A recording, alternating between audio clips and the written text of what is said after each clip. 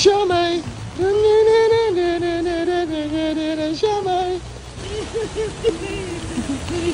Siomay! Sakto, maulan, kaya naisipan namin mag-Indian. Welcome to Annapurna. Matatagpuan sa Quezon City along Mother Ignacia sa tapat ng ELJ Communication Center.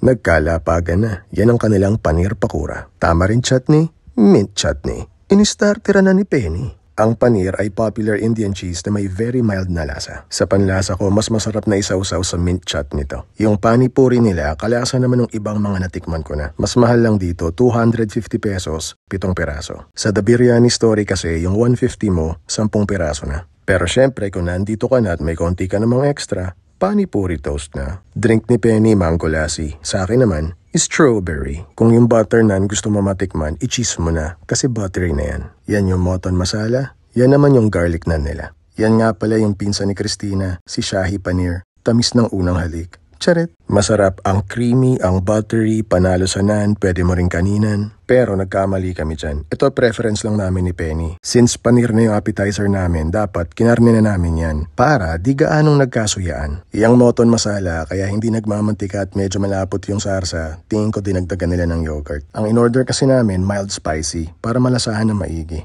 Masarap to, may laban sa mga natikman mo, hindi maanggo. Yung lambot ng karne, hindi yung tipong natutunaw sa bibig, pero tender enough para ikay mapaibig. Charet! Oh, biryani na tayo. Ang interesting nitong biryani nila kasi may sauce na kasama. Gravy ang tawag nila. Magandang touch tong biryani gravy nila. Malaking tulong sa overall experience. Mas gusto ko yon kesa dyan sa yogurt sauce na kasama. Pag nilagyan mo kasi yan, naglalasang coleslaw na siya. For dessert, nag-gulab jamun kami. Kung hindi ka pa nakakatikim nito, imaginein mo yung sugar-raised donut na binibenta sa mga neighborhood bakery na binabad sa syrup. Ganun ang lasa. Okay naman siya, pero hindi ako ang market ng dessert na to. Susubok na lang ako siguro ng ibang dessert sa menu. Pero kung gusto mo matikman, by all means, experience yan. Yan lahat ang inabot. Okay mga staff dito, mababait tsaka alam nila mga sinasabi nila. Siya ang manager ng Annapurna, si Patrick nga pala. Nakakanang si Penny may take home pa. Nyarap!